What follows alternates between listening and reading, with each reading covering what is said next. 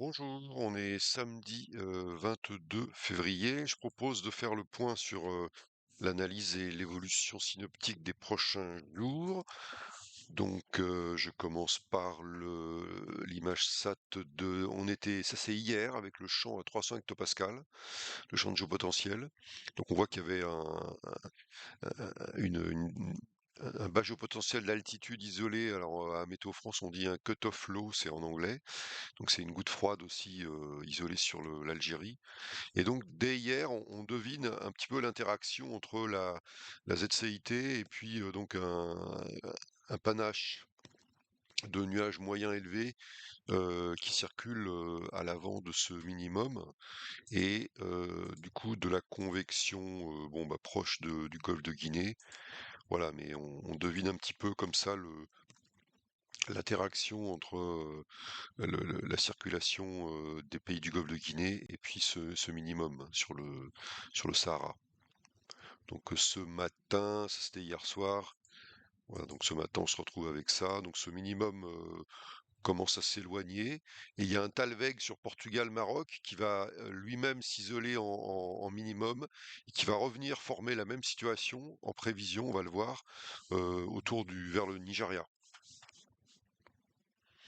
Alors, on remarque, c'est que la prévision hebdomadaire prévue par le système de l'IRI, donc je choisis ça parce que c'est du 22, c'est-à-dire que ça commence aujourd'hui, ça inclut ce week-end, alors que les autres prévisions commencent ce lundi. Donc en incluant ce week-end, on a un signal de tertile supérieur, pardon, de probabilité d'être au-dessus de la médiane très favorisée sur la zone Nigeria, Ouest Cameroun. Donc on va regarder ce que les modèles proposent, et y compris d'ailleurs sur les côtes du golfe de Guinée. Donc on a un fort signal ici sur Cameroun, Nigeria. Alors ici je suis sur le modèle déterministe européen et à 300 hectopascal, donc là je suis déjà pour le 26. Donc si on revient aujourd'hui samedi, voilà, donc on a le vieux centre qui va s'évacuer et le le nouveau minimum qui va venir se former ici sur l'Algérie. Voilà, et on devine ici déjà, même dès demain, hein, donc ça c'est aujourd'hui, et demain à nouveau, une composante sud très marquée sur le Nigeria, Cameroun, avec beaucoup d'humidité à 300 hectopascal, qu'on va suivre tout au long des prochains jours ici. Voilà, donc un Talweg qui s'étire sur le Mali-Algérie. Là on est à 300 hectopascal, hein. Voilà, et donc on a tous ces prochains jours un panache d'air très humide qui vient vers l'équateur et qui vient en lien avec ce jet subtropical qui va se renforcer. Donc sur ce site ici, oui, je pourrais mettre 200 hectopascal aussi. Voilà, je vais le mettre. Donc à 200 hectopascal, on est là. Alors si je veux voir ce jet à 200 hectopascal, je peux aussi aller sur Misva, où on a en paramètre vent le jet ici. Alors là, je suis sur le modèle d'hier, mais c'est pas grave. Voilà, on voit le renforcement du jet ici, avec un jet d'est dans l'hémisphère sud, et on devine dans la circulation à 200 une circulation transéquatoriale, voilà, qui vient de l'hémisphère sud et qui accélère ici dans le en entrée de jet subtropical. Donc on devine que la région autour du Nigeria est en entrée droite du jet subtropical, ça se voit bien ici. Voilà, en entrée droite, c'est une zone favorable à l'ascendance dans l'hémisphère nord, à l'ascendance synoptique. Entrée côté équateur d'un jet à la tropopause. Voilà. Alors, quels sont les acteurs derrière ceci? Donc, si je commence par le potentiel de vitesse à 200 hectopascal, eh bien, le vert qui apparaît ici, qu'on reconnaît un petit peu ce qu'on a vu sur le jet, eh bien, il semble y avoir une composante de Kelvin qui circule au niveau à la fois de l'équateur, mais qui s'étend jusqu'aux latitudes sahariennes ici. Donc on va le retrouver sur les filtrages d'ondes plus précis ensuite.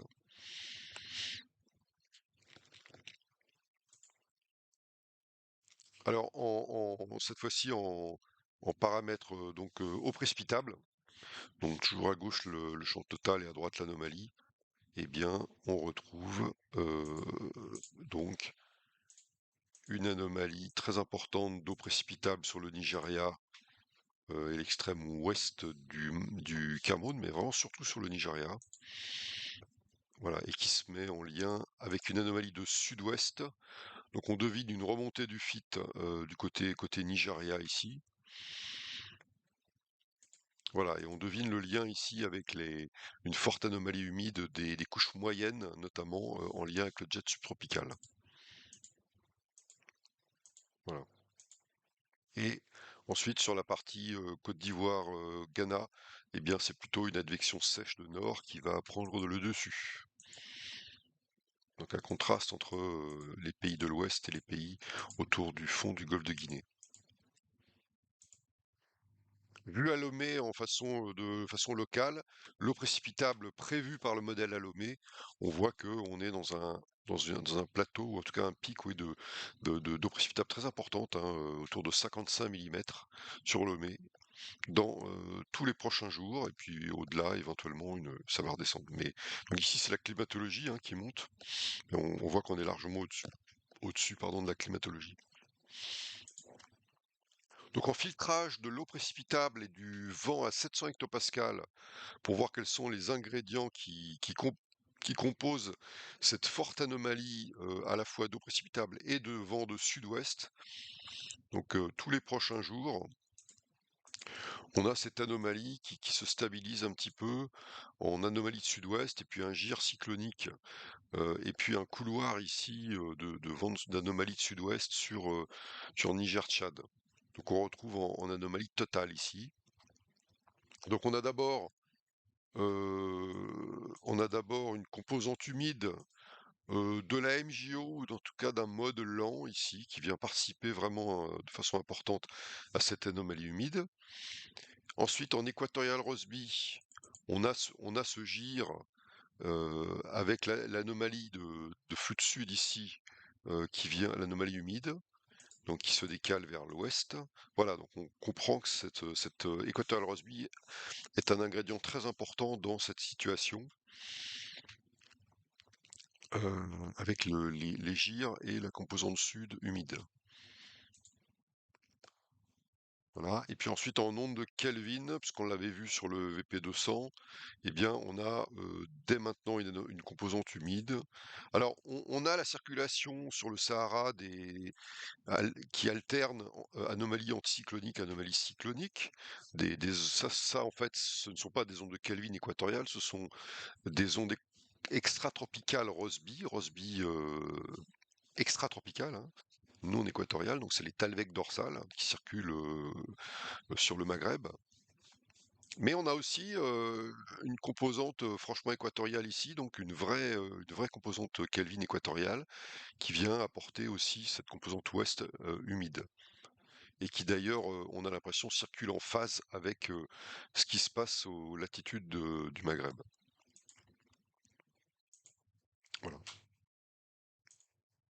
En OLR, sur le site de Karl Schreck, eh bien, on retrouve ces deux composantes équatorial Rossby plus Kelvin qui se croisent autour du Nigeria, autour du 23, 24, 25, 26.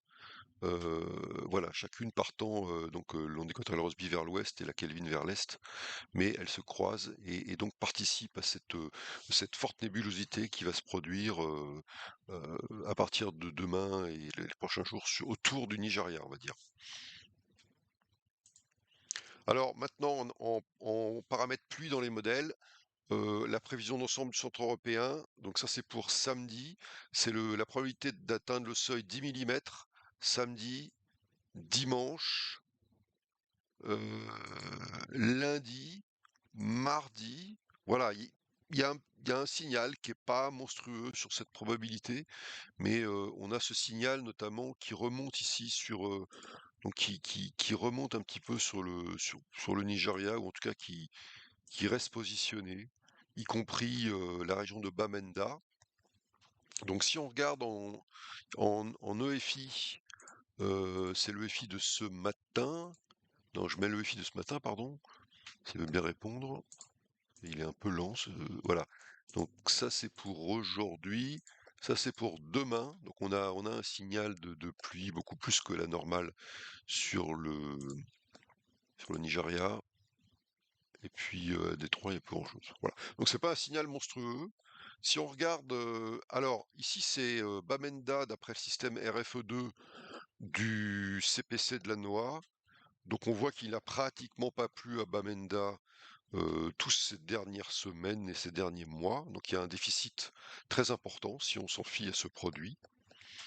Et en prévision du météogramme de Bamenda par l'ensemble européen, eh bien, il y a un signal de pluie qui culmine autour du mercredi 26, avec possibilité de pluie assez significative.